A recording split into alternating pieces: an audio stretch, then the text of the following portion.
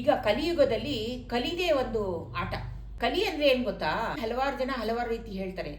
ನಾನು ಅಂತ ಯಾವಾಗ ಅನ್ಕೊಳ್ತೀವೋ ಆವಾಗಲೇ ಕಲಿ ಪ್ರವೇಶ ಆಗುತ್ತೆ. ನಾನು, ನನ್ನಿಂದ, ನಾನೇ ಮುಖ್ಯ, ನಂದೇ ಮಾತು ಸತ್ಯ ಅಂತ. ಈಗ ನೋಡಿ, ಸುಮಾರು ಜನ ಚಿನ್ನ ಹಾಕೊಳ್ತಾರೆ.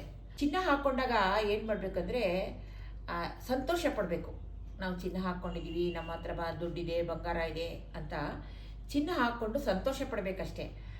ಆ ಒಂದು ಗರ್ವ ಅನ್ನೋದು ಬರಬಾರ್ದು.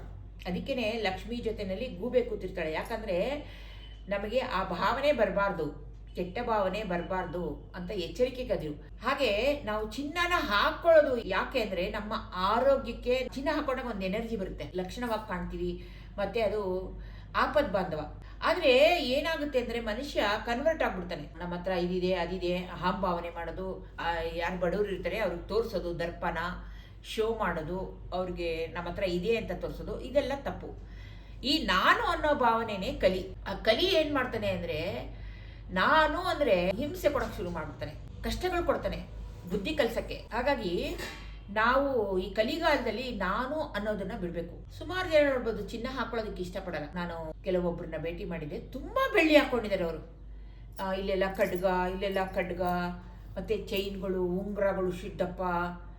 ಯಾಕೆ ನೀವು ಬೆಳ್ಳಿದೇ ಹಾಕ್ಕೊಂಡಿದ್ದೀರಾ ಇಷ್ಟೊಂದು ಅಂದಾಗ, ಚಿನ್ನ ಹಾಕೋಬಾರ್ದು ಅಂತ. ಆದರೆ ಚಿನ್ನ ಹೇಗೆ ಬರುತ್ತೆ ಅಂತಂದರೆ, ಈ ನಕ್ಷತ್ರಗಳು, ಆಗಿನ ಕಾಲದಲ್ಲಿ ನಕ್ಷತ್ರಗಳು ಬಿದ್ದಿರ್ತವಲ್ಲ, ಅದು ಸುಮಾರು ವರ್ಷ ಆದಮೇಲೆ ಅದು ಚಿನ್ನ ಆಗುತ್ತಂತೆ. ಭೂಮಿ ಮೇಲೆ ಬಂದು ಆ ಬೂದಿ ನಕ್ಷತ್ರ ಬಿದ್ದಾಗ ಬೂದಿ ಎಲ್ಲ ಬಂದು ಆ ಶೇಷವಾದಂಥ ವಸ್ತು ಭೂಮಿ ಮೇಲೆ ಬಿದ್ದಾಗ ಅದು ಸುಮಾರು ವರ್ಷ ಆದಮೇಲೆ ಅದು ಚಿನ್ನ ಆಗಿ ಕನ್ವರ್ಟ್ ಆಗುತ್ತೆ. ಅದನ್ನು ನಾವು ಭೂಮಿಯಿಂದ ಮಣ್ಣನ್ನು ತೆಗೆದು ಅದನ್ನೆಲ್ಲ ಸೋಸಿ ಮಾಡಿ ಎಲ್ಲ ಮಾಡೋ ತನಕ ಚಿನ್ನ ಸ್ವಲ್ಪ ಸಿಗುತ್ತೆ. ಹಾಗಾಗಿ ಚಿನ್ನ ಶ್ರೇಷ್ಠ, ಅದು ಆ ನಕ್ಷತ್ರದಿಂದ ಬಿದ್ದಂಥದ್ದು ಅಂತ. ಆದರೆ ಆ ಚಿನ್ನ ಹಾಕ್ಕೊಂಡಾಗ ನಾವು ಒಳ್ಳೆ ರೀತಿಲಿ ಇರಬೇಕು. ಮತ್ತು ಹಣ ಬಂದರೂ ಅಷ್ಟೇ, ನಾವು ಹಣವನ್ನು ತಗೊಂಡೋಗಿ ತೆಜೋರಿಲೇ ಯಾವಾಗಲೂ ಇಕ್ಬಾರ್ದು, ಸರ್ಕ್ಯುಲೇಟ್ ಆಗಬೇಕು. ಆಗ ಜನಗಳಿಗೆಲ್ಲ ಹೋಗುತ್ತೆ ದುಡ್ಡು. ಅಂದರೆ ದಾನ ಕೊಟ್ಬಿಡಿ ಎಲ್ಲ ಅಂತಲ್ಲ, ಹೌ ಯಾರೋ ಕಷ್ಟ ಅಂತಂದರೆ ಇಲ್ಲ ಅನ್ಬಾರ್ದು, ಸ್ವಲ್ಪ ಆದರೂ ಕೊಡಬೇಕು. ಯಾವ ರೀತಿ ಅಂದರೆ, ನಾವು ಈಗ ಒಂದು ರೈತರೆಲ್ಲ ಏನು ಮಾಡ್ತಾರೆ ಅಂದರೆ, ಒಂದು 10 ಚೀಲ ಭತ್ತನ ಬಿತ್ತಿ ಅದನ್ನು ತೆಗೆದಿರ್ತಾರೆ ಸುಗ್ಗಿ ಕಾಲದಲ್ಲಿ. ಆದರೆ ಅವರು ಒಂದು ಸ್ವಲ್ಪ ಎತ್ತಿಟ್ಟಿರ್ತಾರೆ, ಏನಕ್ಕೆ ಹೇಳಿ? ಮತ್ತೆ ಭೂಮಿಯಿಂದ ಬಂದಿದ್ದು ಭೂಮಿಗೆ ಒಂದು ಸ್ವಲ್ಪ ಕೊಡಬೇಕು ಅಂತ. ಅದರಿಂದ ಏನಾಗುತ್ತೆ, ಅವರು ಮತ್ತೆ ಇನ್ನೊಂದು ಬೆಳೆನ ತೆಗಿತಾರೆ ಅಲ್ವಾ? ಅದೇ ರೀತಿ ನಮಗೆ ನಾವೇನು ಅರ್ನ್ ಮಾಡಿರ್ತೀವಿ ಅದನ್ನು ಸ್ವಲ್ಪ ನಮಗೆ ಒಂದು ಎನರ್ಜಿ ಕೊಟ್ಟಿರ್ತಾರೆ ದೇವರು, ಭಗವಂತ ನಮಗೆ ದುಡ್ಡಾಗಲಿ ಸಂಪತ್ತಾಗಲಿ ನಮಗೆ ಒಂದು ಅನುಕೂಲ ಆಗಲಿ ಎಲ್ಲ ಕೊಟ್ಟಿದ್ದಾಗ ನಾವು ಒಂದು ಸ್ವಲ್ಪ ಜನಗಳಿಗೆ ಕೊಡಬೇಕು ಅನ್ನುವಂಥದ್ದು. ಯಾವ ರೀತಿ ನಾವು ಭತ್ತನ ಭೂಮಿಗೆ ವಾಪಸ್ ಬಿತ್ತನೆ ಮಾಡ್ತೀವೋ ಅದೇ ರೀತಿ ಹಣವನ್ನು ಅಷ್ಟೇ ಸ್ವಲ್ಪ ಕೊಡಬೇಕು, ಇಲ್ದಿದ್ದವ್ರಿಗೆ ಕೊಡಬೇಕು. ನೀವು ನೋಡಬೇಕು, ಈ ಹಿಂದಿನ ಕಾಲದಲ್ಲಿ ಮದುವೆಗೆ ಅಂತ ದುಡ್ಡು ಕೇಳಿದ್ರೆ ಯಾರೂ ಇಲ್ಲ ಅಂತ ಕಳಿಸ್ತಾ ಇರಲಿಲ್ವಂತೆ. ಆ ಥರ ಕಾಲ ಹಿಂದೆ ಸ್ವಲ್ಪ ತುಂಬ ಚೆನ್ನಾಗಿತ್ತು. ಸುಮಾರು ಒಂದು 50 ವರ್ಷದ ಹಿಂದೆನೇ ನೋಡ್ಬೋದು ನೀವು, ಸ್ವಲ್ಪ ಚೆನ್ನಾಗಿತ್ತು. ನಮ್ಮ ಕಾಲದಲ್ಲಿ ನಾವು ಚಿಕ್ಕವರಿದ್ದಾಗ ಅದು ತುಂಬ ಚೆನ್ನಾಗಿತ್ತು. ಈಗೆಲ್ಲ ಹಣ ಕೇಳಿದ್ರೆ ಸಾಕು, ಇಲ್ಲಪ್ಪ ಅವರು ಒಂದು ಸ್ವಲ್ಪ ಮದುವೆ ಅಂತಂದರೆ ಕೊಟ್ಬಿಡ್ತಾ ಇದ್ರು. ಇವಾಗ ಮದುವೆಗೆ ಇಲ್ಲ ಅನ್ಬಾರ್ದು. ಮತ್ತು ಹೊಸ ಸೀರೆಗಳು ತೊಗೊಂಡಿರ್ತಾರೆ ನೋಡಿ, ಹೊಸ ಸೀರೆಗಳನ್ನ ಏನು ಮಾಡ್ತಾಯಿದ್ರು, ಮದುವೆ ಹೆಣ್ಣಿಗೆ ಕೊಡ್ತಾಯಿದ್ರು, ಉಟ್ಕೊಳ್ಳಿ ಅಂತ. ಚಿನ್ನನೂ ಅಷ್ಟೇ, ನಮ್ಮ ಹತ್ರ ಈಗ ಇವಾಗಂಗೆ ಉಮಾಗೋಲ್ಡು ಎಲ್ಲ ಸಿಗುತ್ತಲ್ಲ ಬಾಡಿಗೆಗೆ, ಆ ಥರ ಎಲ್ಲ ಇಲ್ಲ. ಯಾರ ಹತ್ರದು ಚಿನ್ನ ಇರುತ್ತೆ ನೋಡಿ, ಶ್ರೀಮಂತರ ಹತ್ರ, ಆ ಚಿನ್ನ ತೊಗೊಂಬಂದು ಹಾಕ್ಬಿಟ್ಟು ಮದುವೆ ಮಾಡ್ತಾಯಿದ್ರು, ಆಮೇಲೆ ವಾಪಸ್ ಕೊಡ್ತಾಯಿದ್ರು. ಅಂದರೆ ದೊಡ್ಡ ದೊಡ್ಡ ಜುಮ್ಕಿಗಳು, ದೊಡ್ಡ ದೊಡ್ಡ ಚೈನ್ಗಳು ಎಲ್ಲನೂ ಅಷ್ಟೇ ಬೇರೆಯವ್ರ ಹತ್ರ ಇಸ್ಕೊಂಡು ಬಂದು, ಶ್ರೀಮಂತರ ಹತ್ರ ಇಸ್ಕೊಂಡು ಬಂದು ಹಾಕ್ತಾ ಇದ್ದು.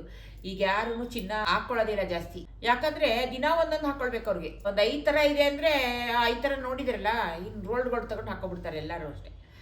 ಆಗಲ್ಲ. ಆಗಿನ ಕಾಲದಲ್ಲಿ ಅವಲಕ್ಕಿ ಚೈನು ಮತ್ತು ಸೈಕಲ್ ಚೈನು ಈ ಥರ ಎಲ್ಲ ಏನೇನೋ ಇತ್ತು. ಅದೆಲ್ಲ ಇಸ್ಕೊಬರೋರು, ಮತ್ತು ಇಲ್ಲಿ ಮಗ್ಗು ಜಡಿಗೆ ಹಾಕಿದ್ರೆ ಮತ್ತೆ ಇಲ್ಲಿ ಇದ್ರ ಹತ್ರ ಅದೆಲ್ಲಾನು ಇಸ್ಕೊಂಡು ಬಂದು ಹಾಕಿ ವಾಪಸ್ ಕೊಡ್ತಾ ಇದ್ರು. ಯಾಕೆ ಮದುವೆ ಹೆಣ್ಣಿಗೆ ಕೊಡ್ತಾ ಇದ್ರು ಅಂದ್ರೆ, ಮದುವೆ ಆಗೋ ಟೈಮಲ್ಲಿ ಲಕ್ಷ್ಮಿ ಬಂದು ಆ ಮದುವೆ ಹೆಣ್ಣಿಗೆ ಅನುಗ್ರಹ ತಳಾಗಿರ್ತಾಳಂತೆ. ಅವಳು ಸಾಕ್ಷಾತ್ ಮಹಾಲಕ್ಷ್ಮಿ ಇದ್ದಂಗೆ. ಒಂದು ಹುಡುಗಿಗೆ ಮದುವೆ ಆಗ್ಬೇಕಾದ್ರೆ ಮಹಾಲಕ್ಷ್ಮಿ ಹೋಗ್ಬಿಟ್ಟು ಶನಿದೇವನ ಹತ್ರ ಕೇಳ್ತಾಳಂತೆ, ನಾನು ಅವಳ ಜೀವನಕ್ಕೆ ಹೋಗ್ತೀನಿ, ಅನುಗ್ರಹ ಮಾಡಪ್ಪ ತಂದೆ ಅಂತ ಪರಮಾತ್ಮ ಅಂತ ಕೇಳ್ಕೊಳ್ತಾಳಂತೆ. ಅದಕ್ಕೆ ನೋಡಿ ಆ ಹುಡುಗಿಗೂ ಮದುವೆ ದಿವಸ ಇರ್ತಾಳಂತೆ. ಅದಕ್ಕೆ ನಾವು ಅರ್ಶನ ಎಲ್ಲ ಹಚ್ಚಿ ಅವಳ ಹೂವು ಮುಡಿಸಿ ಬಳೆ ಹಾಕಿ ಎಲ್ಲ ಮಾಡಿರ್ತೀವಿ. ಅದು ಎಷ್ಟು ಲಕ್ಷಣವಾಗಿರ್ತಾಳಂದ್ರೆ, ಆ ಹೆಣ್ಣು ಮದುವೆ ಆಗಿ 1-2 ದಿವಸಕ್ಕೆ ನೋಡಿ ಬಳೆ ಎಲ್ಲ ತೆಗೆದ್ಬಿಟ್ಟಿರ್ತಾರೆ. ಅದೆಲ್ಲ ಹೂವು ಗಿವೆಲ್ಲ ತೆಗೆದುಬಿಟ್ಟಿರ್ತಾರೆ. ಆವಾಗ ಲಕ್ಷಣ ನೋಡಿ, ಇವಾಗ ಲಕ್ಷಣ ನೋಡಿ. ಹಾಗಾಗಿ ಮದುವೆ ಹೆಣ್ಣಿಗೆ ಮಹಾಲಕ್ಷ್ಮಿ ಅಂತಾನೆ ತಿಳ್ಕೊಳ್ಳೋದು. ಗಂಡನ್ನ ಗೋವಿಂದ, ಇಬ್ರಿಗೂ ಆ ರೀತಿ ಕಳಸ ಬೆಳಗೋದಾಗ್ಲಿ, ಎಲ್ಲ ಶಾಸ್ತ್ರಗಳು ಮಾಡೋದಾಗ್ಲಿ ದೇವರ ಒಂದು ಅನುಗ್ರಹ. ದೇವರ ಒಂದು ಅನುಗ್ರಹ ಆದಾಗ, ಲಕ್ಷ್ಮೀದು ಮತ್ತೆ ಪರಮಾತ್ಮಂದು ಅನುಗ್ರಹ ಆದಾಗ ಅವಳಿಗೆ ಮದುವೆ ಅನ್ನೋಂಥದ್ದು ಬರುತ್ತೆ. ಹಾಗಾಗಿ ನಾವು ಹಣ ಸಂಪತ್ತು ಎಲ್ಲ ಇದ್ದಾಗ ನಮ್ಮ ಅಹಂಭಾವನೆ ತೋರಿಸ್ಬಾರ್ದು ಅಂತ ಲಕ್ಷ್ಮಿ ಪಕ್ಕ ಗೂಬೆ ಇಟ್ಟಿರೋದು. ಗೂಬೆನ ತೋರಿಸ್ತಾರಲ್ಲಿ, ಅಲ್ಲಿರುತ್ತೆ ಗೂಬೆ ಮೇಲೆ ಬರ್ತಾಳಂತೆ ಲಕ್ಷ್ಮಿ, ನೋಡು ನಾನು ಬರ್ತಾ ಇದ್ದೀನಿ, ಕೆಟ್ಟ ಬುದ್ಧಿ ಮಾಡಬೇಡ ಅಂತ. ಹಾಗಾಗಿ ನಾವು ಹಣವನ್ನು ಒಂದು ಚಾರಿಟಿಗೂ ಒಂದು ಸ್ವಲ್ಪ ಕೊಡೋದು, ಇಲ್ದವ್ರಿಗೆ ಕೊಡೋದು, ಈ ಥರ ಎಲ್ಲ ಮಾಡಿ ನಾವು ಅಹಂಭಾವನೆಯಿಂದ ಇಲ್ಲದೆ ಇದ್ದರೆ ಲಕ್ಷ್ಮಿ ಕೂಡ ಸ್ಥಿರವಾಗಿ ನಮ್ಮಲ್ಲಿ ನಿಲ್ತಾಳಂತೆ. ಯಾವಾಗ ನಾವು ನಮ್ಮ ಹತ್ರ ಅದಿದೆ ಇದಿದೆ ಇಲ್ದವ್ರು ಏನು ಮಾಡ್ತಾರೆ, ಅವಾಗ ಅವ್ರಿಗೆ ಇದಾಗುತ್ತೆ, ಬೇಜಾರಾಗುತ್ತೆ ಅಲ್ವಾ. ಅವ್ರ ಒಂದು ಕೆಟ್ಟ ದೃಷ್ಟಿ ಹಾಕೋದು ಆಗಲಿ, ಅಥವಾ ಅವ್ರ ಮನಸ್ಸನ್ನ ನಾವು ನೋಯಿಸ್ದಂಗಾಗಲಿ ಆಗುತ್ತೆ. ಹಾಗಾಗಿ ನಾನು ಅನ್ನುವಂಥದ್ದೇ ಈ ಕಲಿಗಾಲದಲ್ಲಿ ಕಲಿ. ನಾನು ಅನ್ನೋಂಥದ್ದು ಪಡಬಾರ್ದು, ಅಷ್ಟು ಸೂಕ್ಷ್ಮ. ಯಾರಿಗೂ ನೀವು ಕೆಟ್ಟದೇ ಮಾಡೋದು ಬೇಡ. ನಾನು ನಾನು ನಾನು ಅಂತ ದುರಾಂಕಾರದಲ್ಲಿ ಇದ್ದರೆ ಕಲಿ ಪ್ರವೇಶ ಆಗಿ ಆಗ ನಮಗೆ ಕಷ್ಟಗಳು ಬರುತ್ತೆ. ಹಾಗಾಗಿ ನಾವು ಏನು ಮಾಡಬೇಕು ಅಂತಂದರೆ ತಾಳ್ಮೆ, ಸಹನೆ, ಸಜ್ಜನತೆ, ಮತ್ತು ಯಾರೇ ಏನೇ ಅಂದರೂ ತಿರುಗಿಸಿ ಅವ್ರಿಗೆ ನೋವು ಮಾಡ್ದಂಗೆ ಸಮಾಧಾನದಲ್ಲಿ ನಮ್ಮಷ್ಟಕ್ಕೆ ನಾವು ನಮ್ಮ ಕೆಲಸ ನೋಡಿಕೊಂಡು ಒಳ್ಳೆ ಗುಣದಲ್ಲಿ ಇರಬೇಕು. ಹಿರಿಯರಿಗೆ ಗೌರವ ಕೊಡಬೇಕು.